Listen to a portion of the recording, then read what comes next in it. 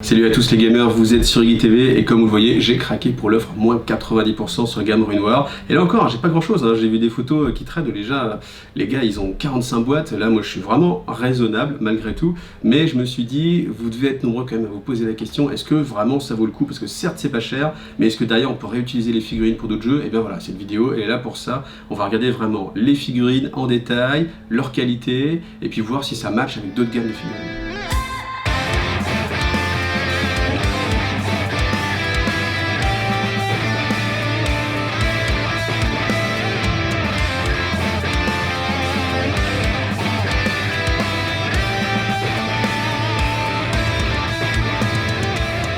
Alors là, pour vous donner un ordre d'idée, il y en a à peu près pour 40 € avec les frais de port. Donc évidemment, c'est pas cher quand on voit toutes les figurines. Je sais pas, il doit y avoir une soixantaine de figurines. Donc bien sûr que ça va être intéressant niveau rapport qualité-prix. Maintenant, je vais ouvrir certaines boîtes, un petit peu toutes, et puis on va regarder vraiment les figurines en détail pour voir si elles sont de bonne qualité. Franchement, je sais pas par quoi commencer. On va commencer par la grosse boîte directement. Donc je vais même pas faire d'unboxing, on va directement aller à l'intérieur parce que sinon ça sera vraiment trop long, trop de boîtes à ouvrir.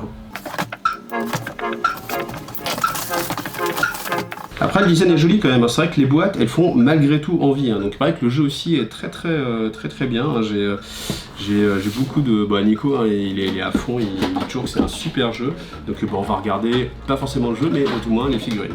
Alors très rapidement dans la boîte, on a une notice de montage, après avec sans doute un petit peu de fluff et les règles, mais ça on va pas du tout s'en occuper. Donc on a une belle planche de tokens qu'on va pas du tout utiliser, donc c'est pareil, je la mets de côté. Par contre ça peut être intéressant, parce que vous avez des éléments de décor qui se déclipsent très bien, donc ça peut être intéressant si vous jouez à des jeux où vous avez des zones à représenter, enfin simplement vous le mettez sur un tapis, et puis après vous mettez 2-3 arbres dessus, c'est sympa. Ensuite les cartes, bien sûr, on s'en fiche, je les jette de côté. Après, par contre, il y avait un système de socle qui est propriétaire à Ruinoir avec un système de clips. Donc, je sais pas si ça peut être utile. Peut-être si vous aviez joué encore, c'était normé à la guerre de l'anneau où on pouvait mettre en fait des socles ici. Je sais pas si ça peut être utilisé sur d'autres jeux, mais au moins, en tout cas, vous avez ces socles-là qui sont très résistants et puis qui seront peut-être utiles pour vous. Alors, comme vous vous posez la question, est-ce que c'est compatible ou pas avec le reste de la gamme? Vous voyez, là, vous avez un fantôme, et ça rentre extrêmement bien, c'est parfait. Donc du coup voilà, si vous avez envie, puis comme il y a le petit trou au centre qui est pas gêné parce que les socles sont creux, et voilà, ça rentre, ça match parfaitement. Donc ils sont aussi compatibles entre eux, et puis vous avez différentes tailles, des grands, là par contre ça va être des socles propriétaires parce que je connais aucune figurine classique, on va dire, qui a ce format de socle là, et puis ceux-là un petit peu rond, on peut peut-être tailler, peut-être bidouiller un petit peu. Alors on y va, on regarde maintenant les figurines, parce que c'est ça qui nous intéresse. Bon, une tête qui est tombée, mais j'en ai tellement que c'est pas très grave. Donc déjà c'est présenté dans des petits sachets et puis c'est déblisté, donc c'est pas sur grappe si vous avez l'habitude. Je vais en monter un. Est-ce qu'il y a plusieurs modèles? Je vais pas trop regarder. Je crois que c'est sensiblement à chaque fois les mêmes modèles. Là en tout cas c'est les mêmes. Celui-ci ça a l'air pareil et ça a l'air tous pareil. Alors par contre là on voit que tout de suite on est sur du plastique très souple. Vous voyez les arcs là, ça part un petit peu en cacahuète. C'est pas très droit, et puis je pense qu'il n'y a pas trop moyen de le retordre derrière. On va clipser le personnage. Donc voilà ce que ça donne une fois fixé. Alors après je pense aussi qu'il doit y avoir d'autres types de personnages à l'intérieur, comme c'est une grosse boîte, je pense qu'il y en a plus que 4, donc il doit y avoir plusieurs positions pour les figurines. Alors au niveau des proportions, c'est un petit peu grossier malgré tout, mais au moins c'est bien défini. C'est-à-dire que si vous avez justement un style de peinture où vous comptez sur la sculpture des figurines pour pouvoir vous démarquer, et bien là c'est pas mal parce qu'il n'y a pas de grosse zone plate, il n'y a vraiment que le drapé. Celle-ci on la regarde vraiment en détail et puis après on passera un peu plus vite parce qu'il y a vraiment beaucoup trop de figurines. Le visage est quand même pas mal, vraiment assez réussi. On va regarder plus près. Voilà, là on essaie de regarder vraiment très près, donc là c'est très creusé, donc ça va être pas mal pour une peinture assez rapide encore une fois. Le visage est pas mal, je dois dire que je suis assez content du résultat sur le visage. Après le reste, vous voyez, c'est assez grossier, les sculptures, etc. Elles ressortent beaucoup. On a vraiment l'impression qu'on a une sorte d'épaisseur comme ça qui a été collée dessus.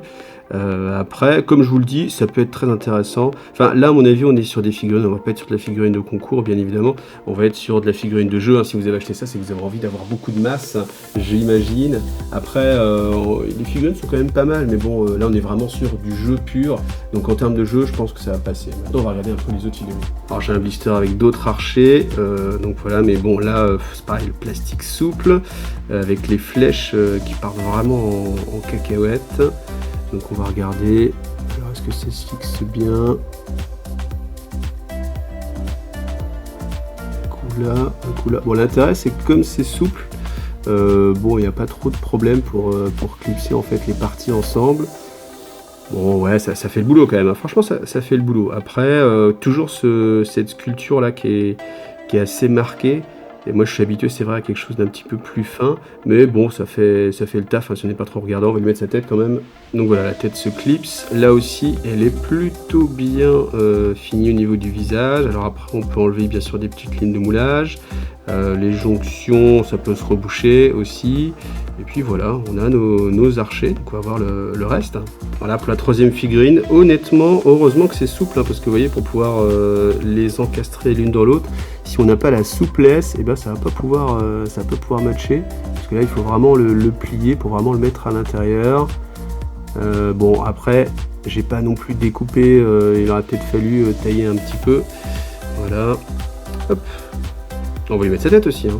Voilà, une fois monté, donc ça se clipse bien. Par contre, ça, il n'y a pas de souci pour faire rentrer les pièces les unes dans les autres.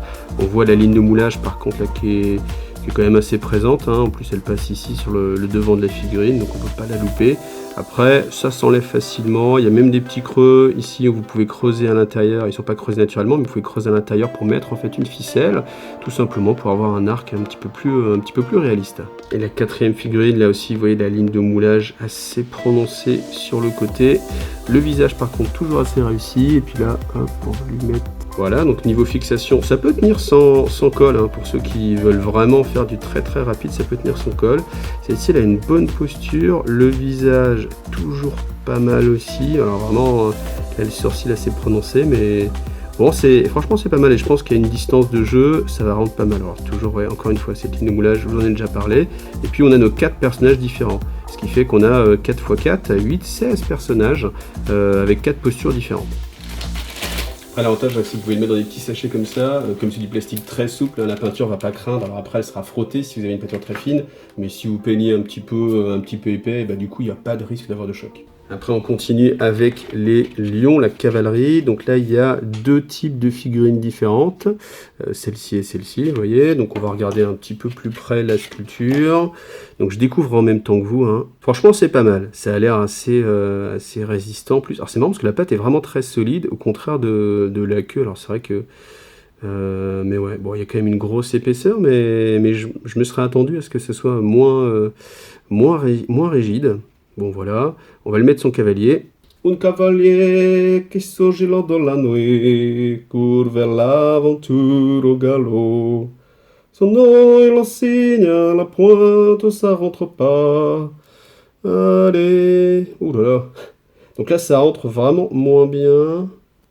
Alors ça va pas tenir tout seul. Là, il faut mettre un point de colle. Voilà, à moins qu'il y ait plusieurs. Alors est-ce qu'il y a plusieurs lances aussi? C'est possible. Bah oui, c'est ça. Donc en fait, il y a 2 lances, évidemment, pour faire 2 types de cavaliers différents. Et vous avez en fait un détrompeur à l'intérieur. Vous voyez, ça fait une petite pièce à la Tetris, là, avec un petit carré en dessous. Ce qui vous permet de pas vous tromper, comme moi, quand vous voulez aller trop vite. Alors, si on regarde la figurine, les proportions, c'est un petit peu fin. Le buste, là, il est un petit peu fin, un petit peu disproportionné, je trouve, par rapport à la grande lance. Mais honnêtement, là encore une fois, en fait c'est ça le truc, c'est qu'il faut relativiser par rapport au prix. 9, je sais pas, mais avec le prix à moins 90%, c'est vraiment ridicule, hein. Ça vous fait payer, je pense, moins d'1 € la figurine. Donc à ce tarif-là, on peut pas se permettre d'être trop non plus regardant. Après, ben voilà, comme ça vous donne une idée malgré tout un peu de la qualité visuelle. Chaque fois je dis on, mais c'est jeu, hein, c'est moi qui fais tout le boulot, hein. Vous êtes juste assis en train de siroter votre binous pendant que vous regardez. Voilà, ça se clipse bien. Là, encore une fois, pas de souci. Encore une fois, les proportions du buste, là, je suis pas fan, surtout avec la taille de la lance. Enfin, la taille de la lance, elle est presque aussi grosse que son ventre, en fait, hein. Donc, voilà. Après, bon, voilà, vous le mettez là. Franchement, ça fait le taf. Alors pourquoi j'ai craqué, hein, moi aussi, hein, bien sûr, parce que déjà c'était pas cher, mais c'est surtout aussi parce que derrière, j'ai un projet, c'est de jouer à Saga l'âge de la magie. Donc si vous me suivez sur Instagram, vous l'avez déjà vu, j'en ai parlé déjà un petit peu. Et puis j'ai commencé déjà à jouer avec une armée que j'ai rachetée d'occasion, donc c'est pas moi qui ai peint. D'ailleurs vous en verrez une ou deux figurines ici pour faire la comparaison. Et je me suis dit, bon bah vu le prix, si vraiment le jeu est pas mal, Saga l'âge de la magie, je vais pouvoir jouer facilement avec d'autres factions que simplement ce que j'avais racheté. Et donc c'est pour ça que j'ai pris des elfes, et puis quelques figurines aussi de morts vivants pour venir rajouter à l'armée que j'ai acheté d'occasion. Il a une petite tête de lapin, vous trouvez pas qu'il a une tête de lapin un petit peu? Moi, c'est ce que ça m'évoque. Après, la figurine, franchement, elle est pas mal, hein. Elle est bien réussie. Voilà, bon, ligne de moulage, ça s'enlève, ça se travaille. C'est assez rigide. Ça risque pas de casser, au moins, même si vous le transportez sans trop faire attention. Après, là, ça me choque un petit peu moins, hein, entre les épaulettes et le torse, le buste. Le visage, bon là, elle a pas l'air de trop sourire, on va regarder plus près. Donc non, effectivement, elle est pas très joueuse, pas très aguicheuse. Bon, voilà, on va regarder la suite, hein. Alors ce qui est pas mal quand même, c'est que vous avez à chaque fois la possibilité de déclipser, de la jouer autrement. Et je pense que c'est pas mal, justement, ça a été fait, j'imagine, pour que ça puisse être compatible avec d'autres jeux, hein. Les gars, ils avaient déjà prévu que leur jeu marchera peut-être pas autant, mais qu'ils pourraient au moins vendre leurs figurines pour autre chose. Et on termine avec une sorte d'homme arbre. Là voilà, on va regarder, donc là c'est sans doute la figurine où il y a le plus de choses à monter. Est-ce que je vais m'en sortir sans la notice? Je ne sais pas, j'imagine que oui. Après vous avez des détrompeurs, donc il suffit de l'éclipser. Alors après ce qui est compliqué aussi, c'est que si je regarde à travers le smartphone, j'ai du mal à la monter, donc je vais essayer de faire au mieux, le plus vite possible.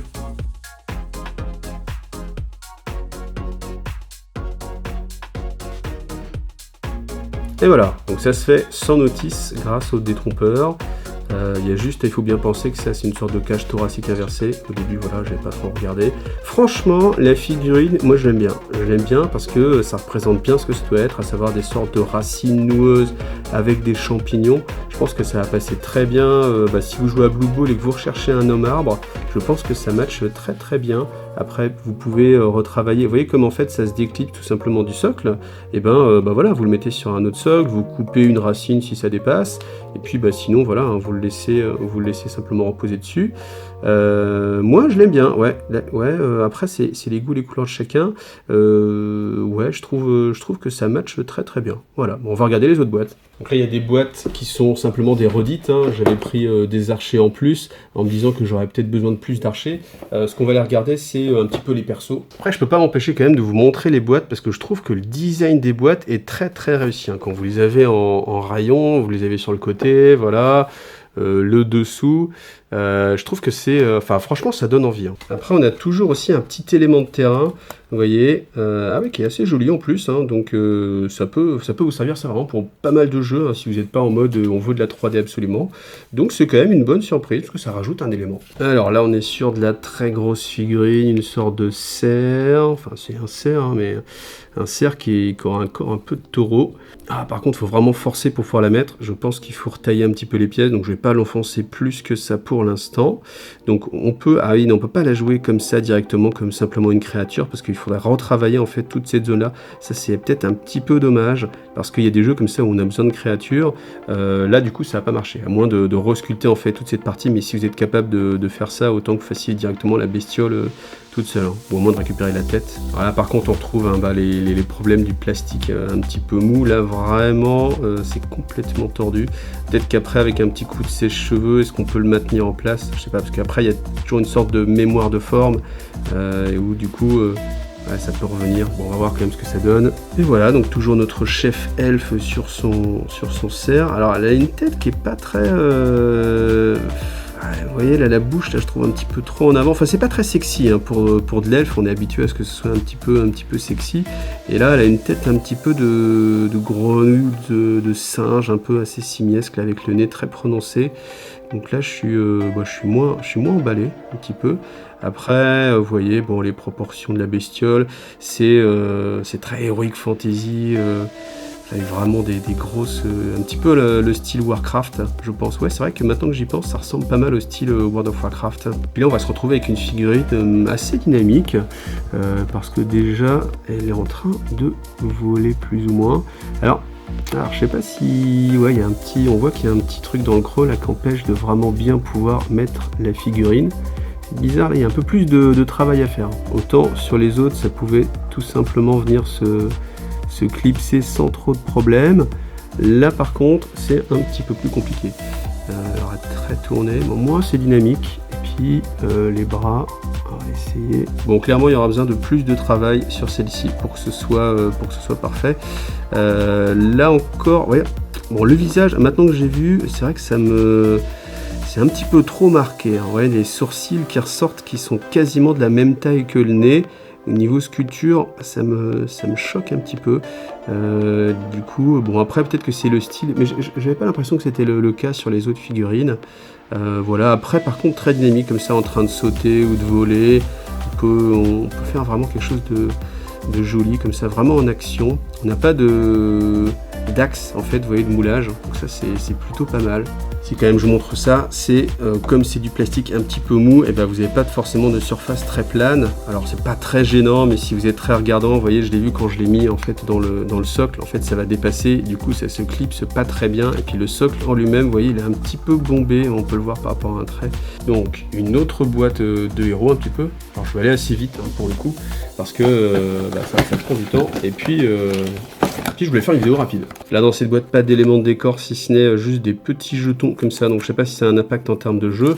En tout cas, bon, ça peut faire des petits pions objectifs. Petite notice de montage. Alors vous voyez, sur celle-ci, on a les sourcils qui sont beaucoup moins marqués. Et du coup, évidemment, je trouve ça plus joli, même si les lèvres la ressortent aussi un petit peu beaucoup. C'est quand même plus sympathique. Après, la figure dans elle-même, bon, on retrouve un peu ce même design hein, qu'on va retrouver un petit peu partout. Après, comme c'est, je sais pas, ça doit être une magicienne à l'intérieur, une sorte de sergent, c'est un petit peu normal qu'elle soit du même type.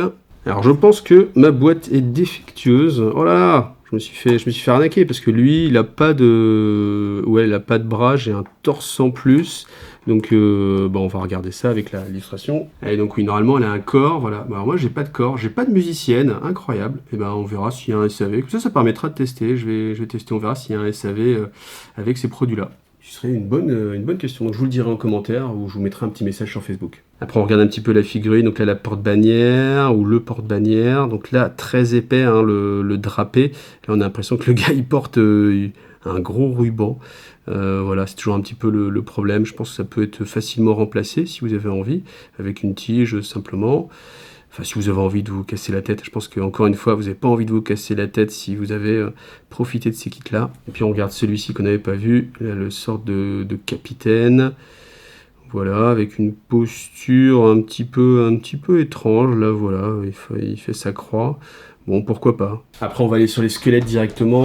Donc les squelettes, c'est ce que j'ai acheté justement pour compléter en fait les figurines de chez Games Workshop que j'ai déjà. On va voir si ça va matcher. Alors, ils paraissent déjà bien arc-boutés. Alors, est-ce que c'est normal ou pas peut-être. Quoique, il y en a qui est quand même vraiment plus dans le vent que l'autre. On va mettre maintenant les bras pour voir. Ah, c'est pareil, il y a comme qui dirait un petit problème. Alors, est-ce que suis encore tombé sur un défectueux ou pas? Je vais regarder avec lui, savoir si ça matche mieux.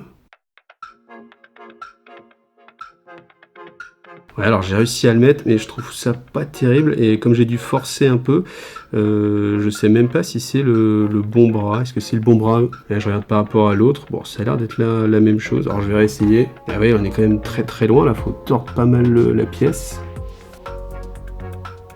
Puis c'est très souple. Enfin, franchement, j'ai de la chance de ne pas l'avoir cassé là. Ouais, voilà. Bon, ça va que la flèche est très souple. Je pense que la jonction ne va vraiment pas être terrible.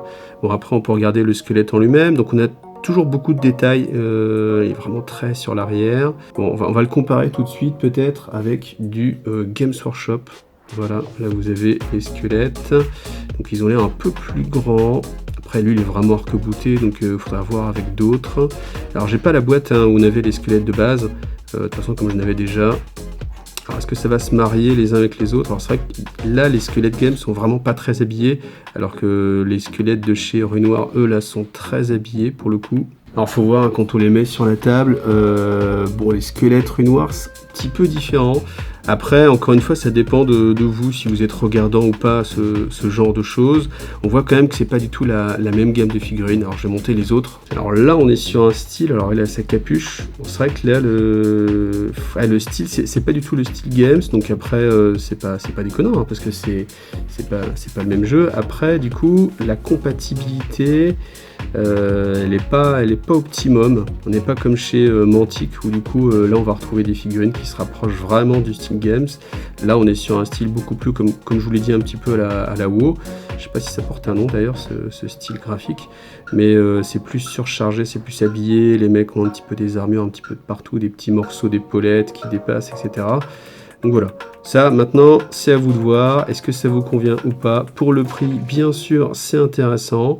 Moi ce que je vais faire c'est que je vais quand même encore vous déballer 2-3 gros trucs. Au moins ça va vite à monter et c'est quand même des grosses figurines qui ont de la tronche quand même pour ces monstres là. Alors il a la petite encoche qui va bien, voilà. On va lui mettre son cavalier sur le dessus. Enfin attention parce que c'est assez souple, vous voyez là la jonction est très petite, donc comme j'ai appuyé un petit peu vite, j'ai eu peur que ça casse. Après l'avantage du plastique mou, et ben voilà, c'est que c'est assez résistant à la torsion.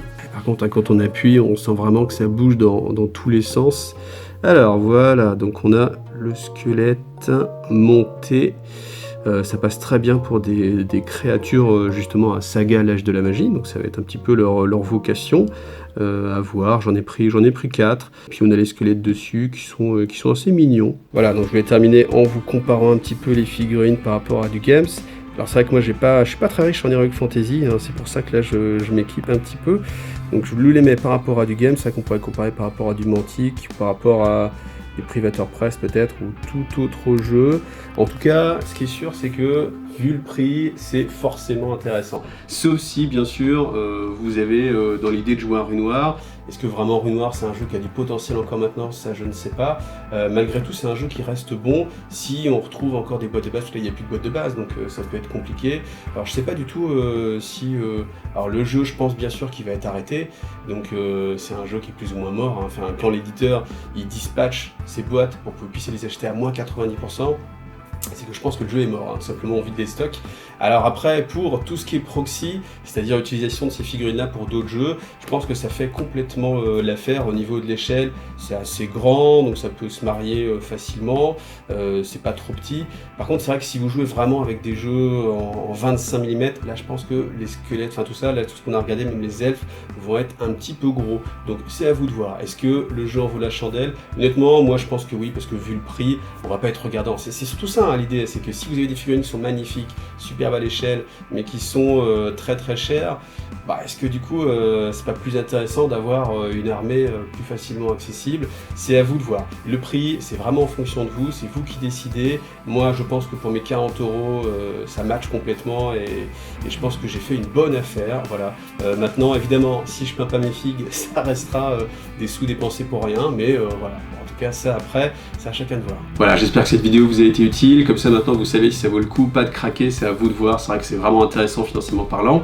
Maintenant, après, deux petites informations. La première, c'est que je confirme qu'il y aura bien le 15 septembre à Tours, le Iggy Summer Day numéro 2. Donc, ce sera un événement vraiment tourné autour du hobby de la figurine et avec le maximum de jeux en démonstration. Donc, comme ça vous permettra de goûter un petit peu à tout. Parce que vous savez que c'est un petit peu ça le leitmotiv de la chaîne. Moi, j'ai vraiment envie de vous faire connaître des nouveaux jeux, faire découvrir des nouveaux jeux. Et puis, il y aura aussi d'autres choses, de la peinture, peut-être du tournoi aussi, pour ceux qui sont un petit peu plus dans ce move-là. Et puis, deuxième chose, alors bien sûr, je ferai une petite vidéo pour vous en parler, hein, mais notez-le déjà dans votre agenda. Et deuxième chose, les 8 et 9 juin à Châteauroux, donc là, il y aura un événement qui va s'appeler les 24 heures du jeu, organisé par une asso, où du coup, je connais un ami qui m'a dit, vas-y, fais un petit peu de pute, voilà, Johan, c'est pour toi, j'espère que ça te fait plaisir, et donc du coup, voilà, je vous mets l'affiche, si ça vous intéresse, si vous êtes dans le coin, bah, n'hésitez pas à passer. Je sais qu'il y aura un petit peu de figurines aussi, il y aura aussi du jeu de société, et puis tout simplement ça permettra de sortir un petit peu de chez vous, voilà, et de vous faire plaisir autour du jeu. Et en tout cas, merci à tous ceux qui me suivent, encore merci à tous ceux qui me soutiennent sur Tipeee, parce que vraiment ça m'aide beaucoup et ça me soutient aussi beaucoup. Et puis continuez à vous abonner, à liker, Road to 10 000, j'espère pour cette année, et à bientôt, salut!